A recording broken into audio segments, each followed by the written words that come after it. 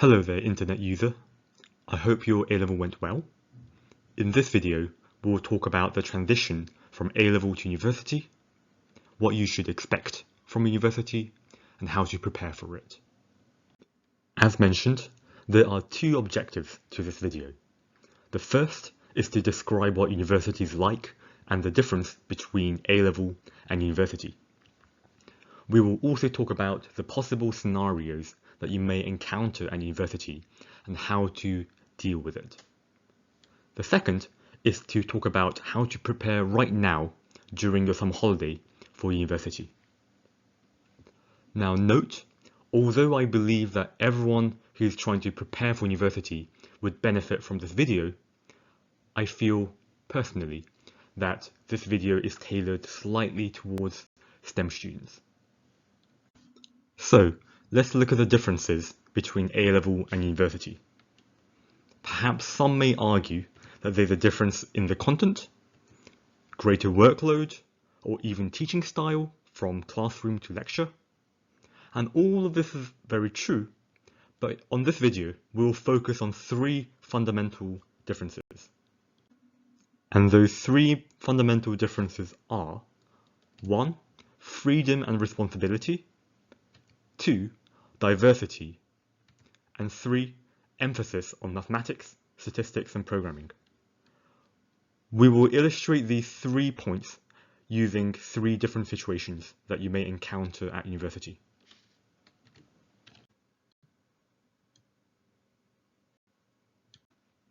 Scenario 1. The lectures have been quite tough, and it's not helped by the fact that the lecturer just regurgitates what's on the PowerPoint. There's also an upcoming deadline for a coursework next week. You are feeling stressed and you just want to relax with your friends. What will you do? Pause the video and have a think what you would do in this situation. So, in this example, here are a few things to consider. First, and the most important one, is time management skill. It is ability to prioritize work. In this example, our deadline for the coursework is next week, so this should be the top priority.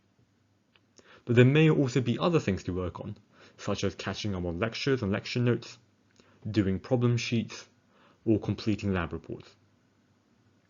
Second, never feel ashamed to ask for help. There are many support groups, including mental illnesses, at universities. And you can also ask academic questions to your lecturers and to your personal tutors, and perhaps you could even extend your coursework deadline if there's a good reason. Finally, a true freedom is a freedom when you enjoy it responsibly. Compared to A-level, you are given considerable amount of freedom, whether in the fact that there are no uniforms, and you can spend your time in whatever way you want. Usually, I think it's important to work hard and then play hard as well. Okay, scenario 2. You are preparing for a group project. The group consists of various international students. You've tried to take initiative by creating a WhatsApp group, but so far very little conversation has taken place, and the deadline is approaching. What will you do? Pause and have a think. Now, group project can be the most frustrating thing in university, as you might feel that your team is not doing the work. However, it is often the case that there are valid reasons for these behaviors. The first might be to do with language barrier and cultural differences. There are many international students, and their English usually isn't their first language. Although they may have studied English, they might still be new to the technical jargon that is used in the STEM field.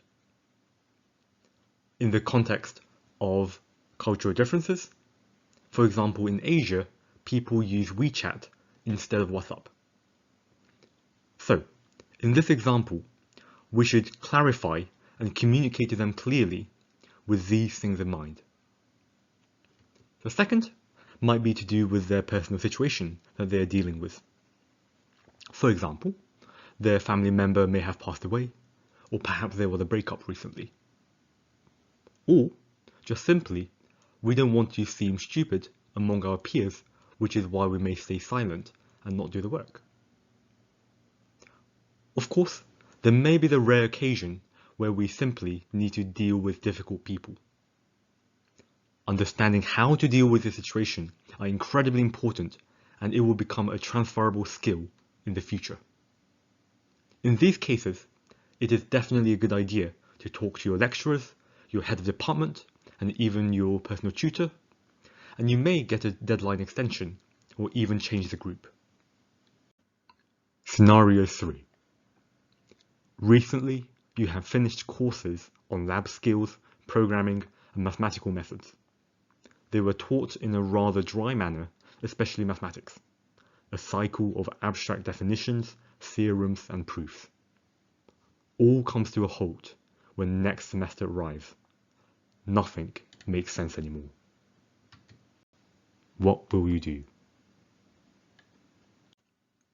Now, this problem often arises in year 2, when in year 1 we tend to learn things on mathematics, lab skills, and programming, and we then synthesize and apply these knowledges to a more complicated idea and modules.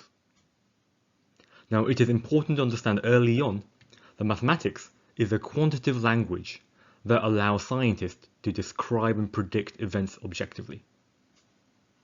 Second, it is possible to relate the intuition to the formal definition that we're dealing in mathematics. Now, although it's possible to understand a concept without doing any mathematics whatsoever, it's usually more insightful to relate that concept to the mathematical structure we're dealing with. For example, you might wonder why we use group theory in molecular symmetry or Fourier series in signal processing, but you will realize that the mathematics is directly linked to the objects that we're dealing with.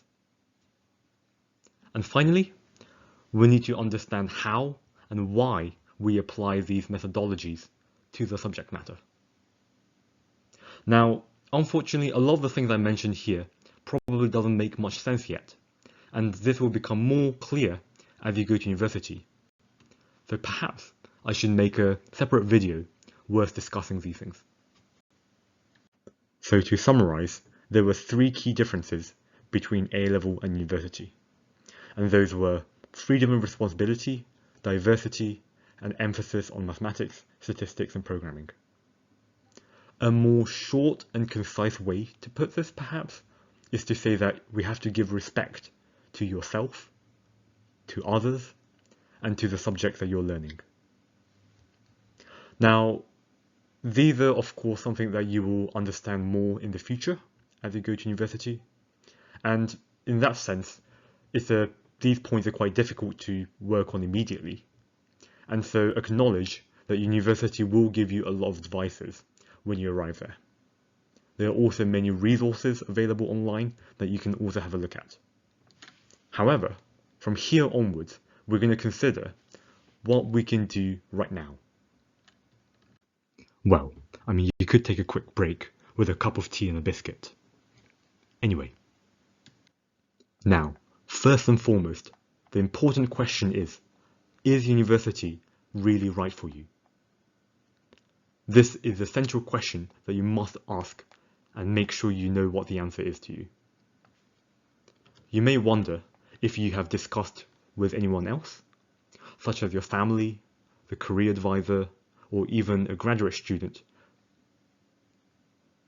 You should also consider if perhaps you've been peer pressured by your friends or by your family to go to a university that you don't want to.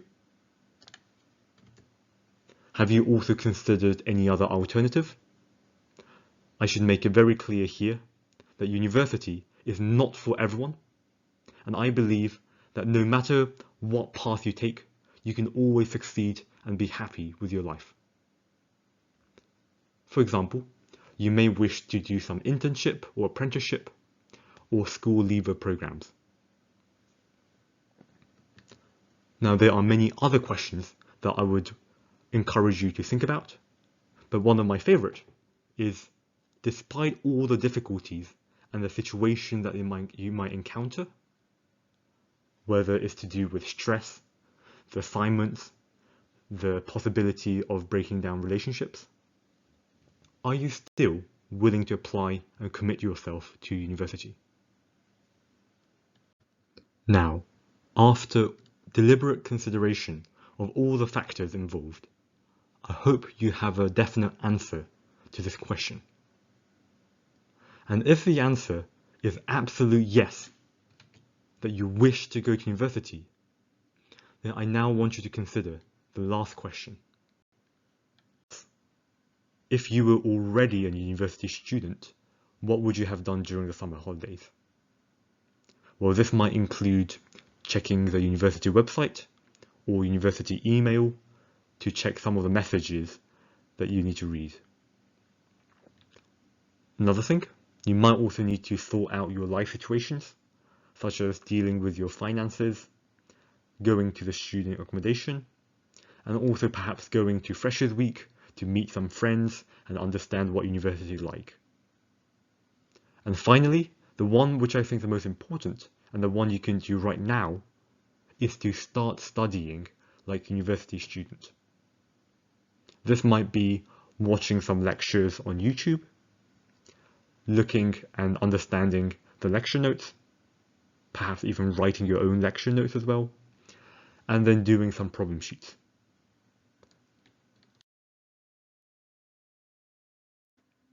So I've put various resources on the description, but here I'm going to focus on 5 of them. MIT OCW, OpenCourseWare, and edX provide university resources online for free, including the lecture videos, the lecture notes, the assignment, problem sheets, exams, literally everything. YouTube, which we know to be is a great platform, can upload rigorous lectures, but also informal videos which explain the intuition of complex subject. The last 2 resources, Stack Exchange and Wolfram Alpha, is very useful when it comes to solving problem sheet questions. Stack Exchange is an online forum where you can ask questions on a technical subject, and Wolfram Alpha is an answer engine which can answer many mathematical and scientific questions accurately, such as solving differential equations and plotting graphs. Okay, and there we have it. I hope the video made you start thinking about some of the challenges that you would face in university, as well as how you may overcome them. Remember that there are many aspects to you, other than the exam grades, that are also important. Have a lovely time at university, and best wishes to your future.